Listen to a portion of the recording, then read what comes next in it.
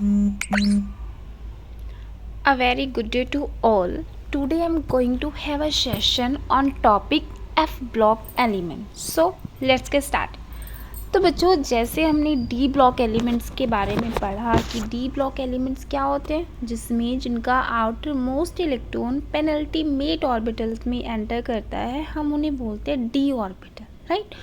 Same अगर हम F block की बात करें तो एफ ब्लॉक एलिमेंट्स क्या होते हैं, जिनका लास्ट वाला जो इलेक्ट्रॉन होता है वो एंटी पेनल्टी में डी ऑर्बिट एफ ब्लॉक में एंटर करता है। दैट मीन्स वो हमारा कौन से ब्लॉक का एलिमेंट्स होते हैं, एफ ब्लॉक, ठीक है। अब अगर हम डी ब्लॉक की बात करें तो बच्चे सबको पता है डी ब्लॉक एलिमेंट्स को हम क्या बोलते हैं, ट्रांजिशन एलिमेंट, राइट।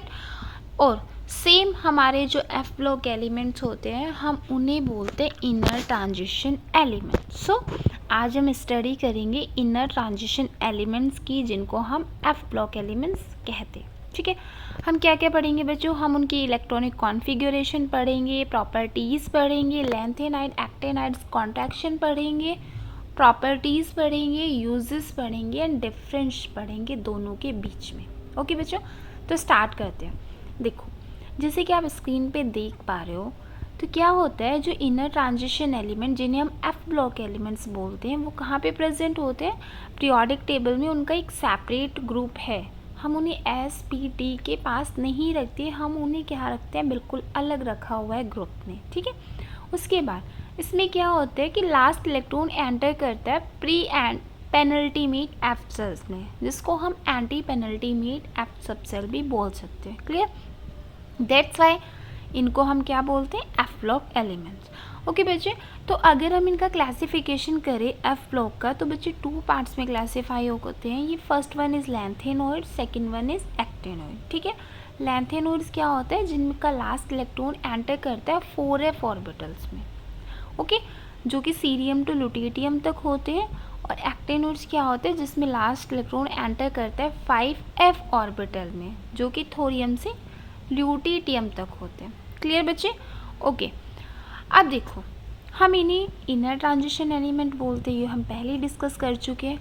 अब बच्चे आप पीरियोडिक टेबल को अगर ध्यान से देखोगे तो एस ब्लॉक दिया हुआ है, डी दिया हुआ है, पी दिया हुआ है, नीचे आपके दिए हुए हैं लैंथेनोइड और एक्टिनोइड। ओके बच्चा, अब देखो, सबसे पहले स्टार्ट करते हैं हम लैंथेनोइड से।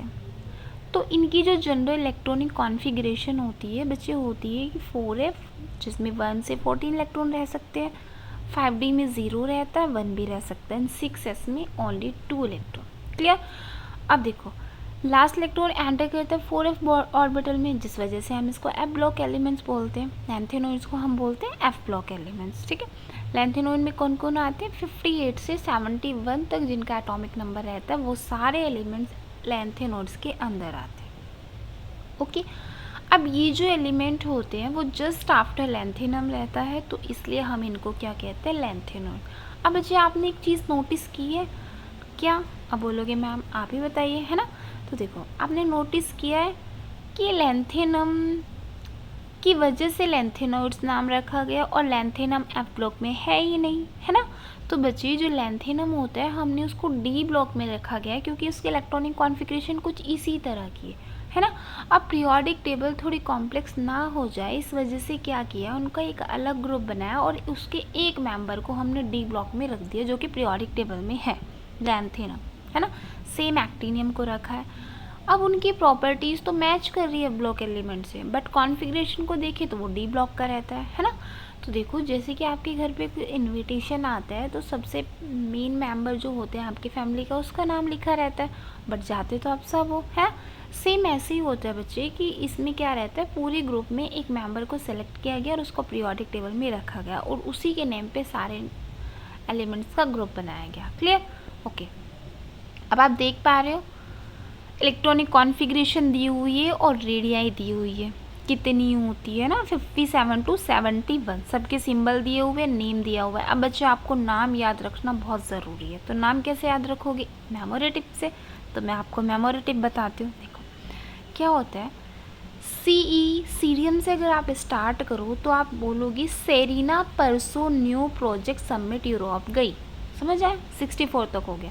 सेरीना मतलब सीरियम, परसों मतलब प्रेशोडाइमियम, न्यू मतलब नियोडाइमियम, प्रोजेक्ट मतलब प्रोमेथियम, समिट मतलब सैमेरियम, यूरोप मतलब यूरेपियम, गई मतलब गैडोलिनियम। ठीक है, तो सीरियम, परसो, न्यू, प्रोजेक्ट, समिट, यूरोप, गई। आगे क्या होगा बच्चे, टर्बियम को हम बोलेंगे टेरिबल डिसीज हो इरेज। क्यों गई वो, क्योंकि वो क्या करना चाह रही है, टेरिबल डिसीज को इरेज करना चाह रही है ना। तो terbium terrible, dysprosium disease, holmium means हो और एल्बियम मीन्स इरेज। उसके बाद में अगर उसने प्रोजेक्ट लिया है तो थीम भी चूज़ की होगी। तो लास्ट के 3 एलिमेंट्स को हम बोल सकते हैं थीम ये लिया, थूलियम या टर्बियम, ल्यूटेटियम। ठीक है, कॉन्फ़िगरेशन दी हुई है बच्चे।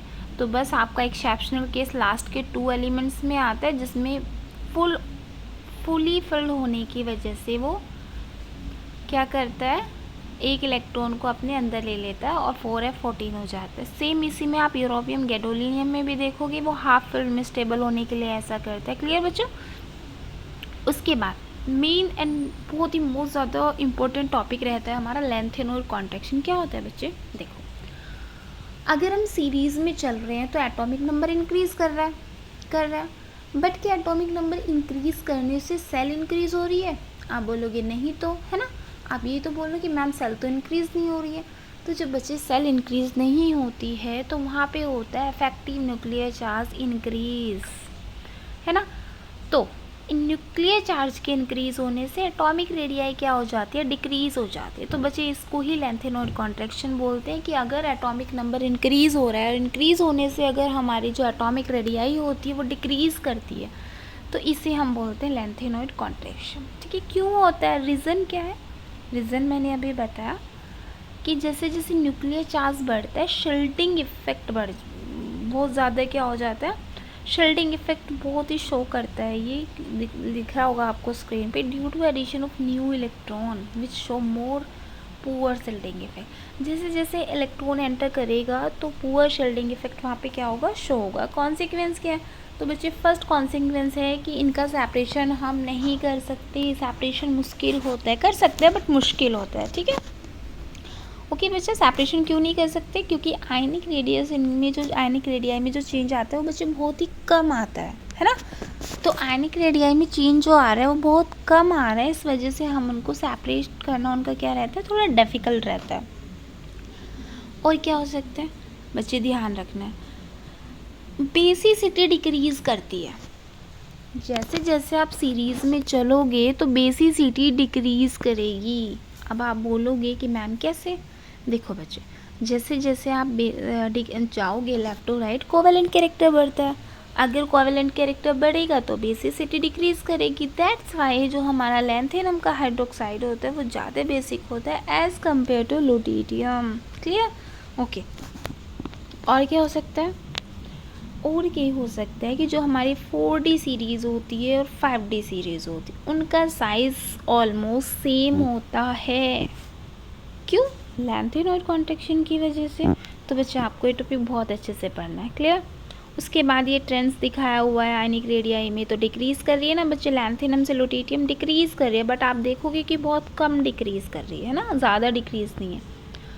उसके बाद फिजिकल प्रॉपर्टीज़ पे आओ, क्या क्या होती है बच्चे, हाईली डेंस मेटल्स होते हैं, हाई मेल्टिंग पॉइंट होता है, एलॉय ईजिली फॉर्म कर लेते हैं, सॉफ्ट होते हैं, मेलिएबल होते हैं, डक्टाइल होते हैं। क्लियर। उसके बाद प्रॉपर्टीज़ पे आओगे लैंथेनोइड्स को, तो बच्चा रिड्यूसिंग एजेंट होता है, ये एज अ रिड्यूसिंग एजेंट काम करते हैं। तो क्या करते हैं, ये इलेक्ट्रॉन को ईजिली लॉस करेंगे और एक गुड रिड्यूसिंग एजेंट कहलाते हैं। ठीक है, इलेक्ट्रोपॉजिटिव होते हैं, क्यों, क्योंकि एनर्जी इनकी कम होती है, ट्रांजिशन एनर्जी।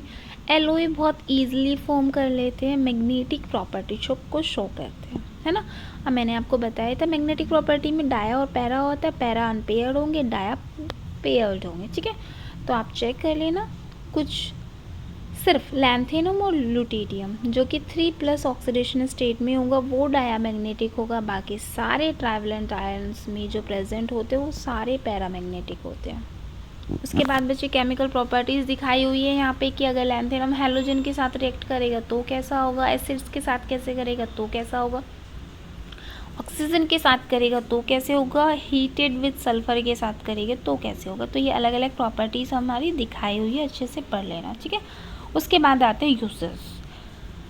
तो बच्चे ये एक तो ट्रेशर बेल्स बनाने में यूज़ होता है, सेल्स बनाने में यूज़ होता है, लाइटर फ्रिंट्स बनाने में यूज़ होता है, ठीक है। और दूसरा यूज़ होता है मिस्ट मेटल बनाने में, ठीक है, जो कि एक एलोई होती है जिसमें लैंथेनोइड्स होता है, आयरन्स होता है और कुछ ट्रेसेस होते हैं अदर एलिमेंट्स, ठीक है।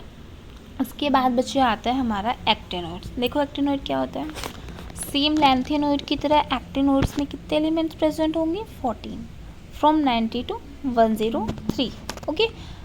अब देखो रेडियो एक्टिव एलिमेंट्स होते हैं जो एक्टिनोइड्स होते हैं, मोस्ट इंपॉर्टेंट बात है याद रखने की कि जो एक्टिनोइड्स होते हैं वो रेडियो एक्टिव एलिमेंट्स होंगे, है ना, ओके। तो जो इनके अर्लियर मेंबर है वो रिलेटिवली लॉन्ग हाफ लाइफ होते हैं, लेटर वंस हाफ, देखो लिखा हुआ है क्या लिखा हुआ, later ones have half life value ranging from a day to 3 minute, okay.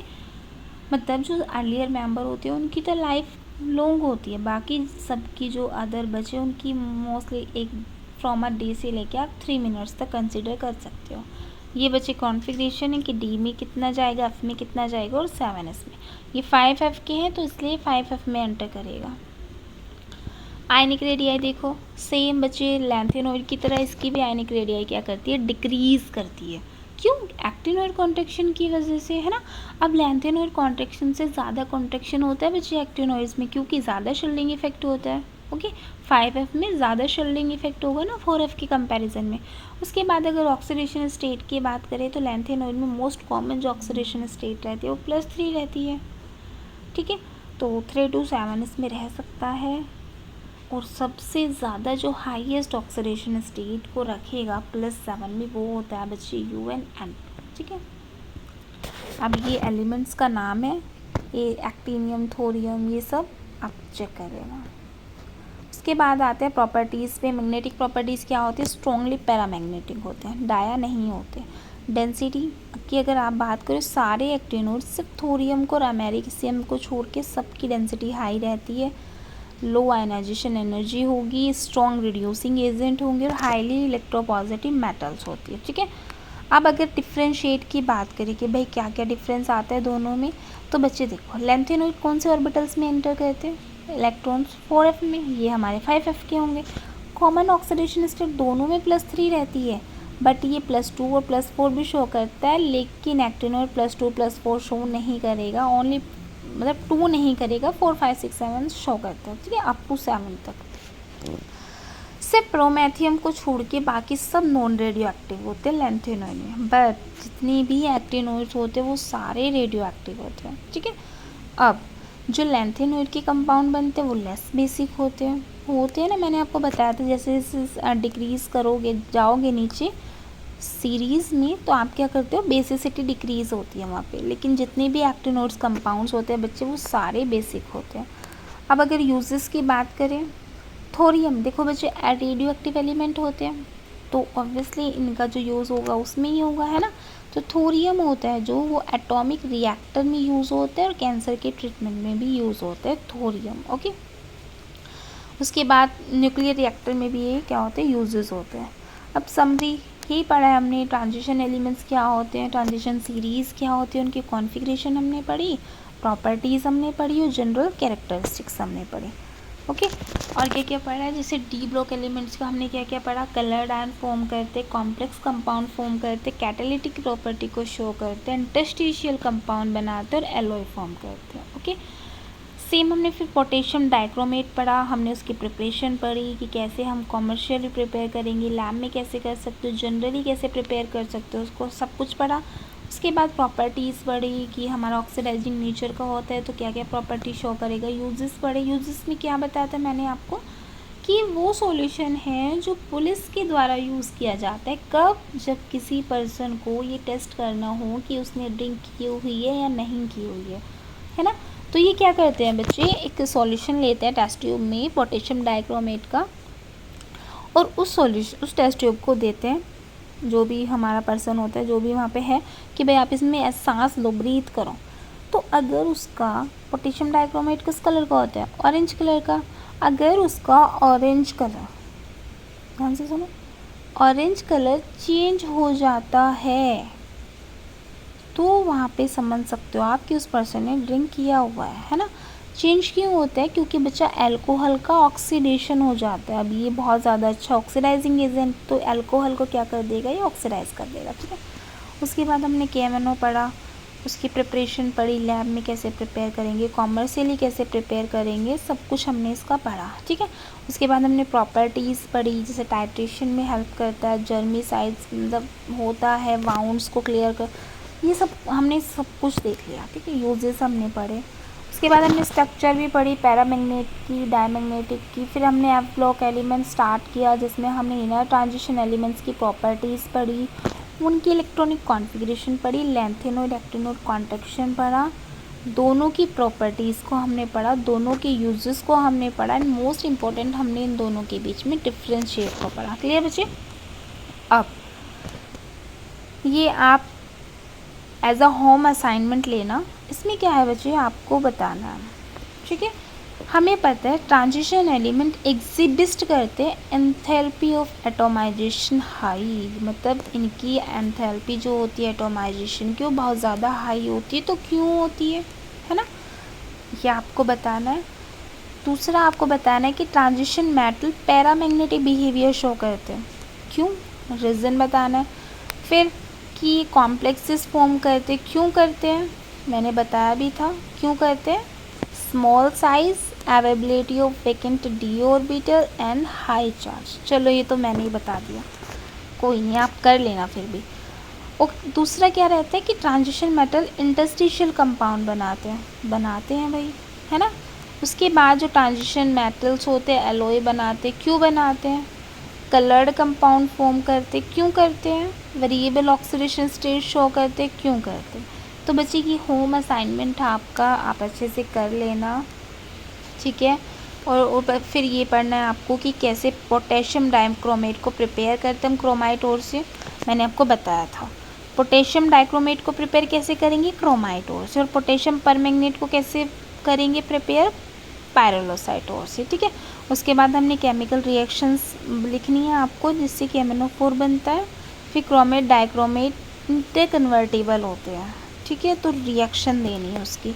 उसके बाद आपको डिस्प्रोपोर्शनेशन रिएक्शन बतानी है और उसके कुछ एग्जांपल्स देने हैं, ठीक है। और ये है बच्चे, इनका भी आप कर लेना। फर्स्ट है chemistry of all lanthanoid are quite similar, तो आप ये पढ़ लेना और इनके रीजंस आप अपनी नोटबुक में नोट कर लेना। थैंक यू बच्चे। ओके, तो अच्छे से पढ़ना, कोई भी प्रॉब्लम होती है तो बच्चे बताना।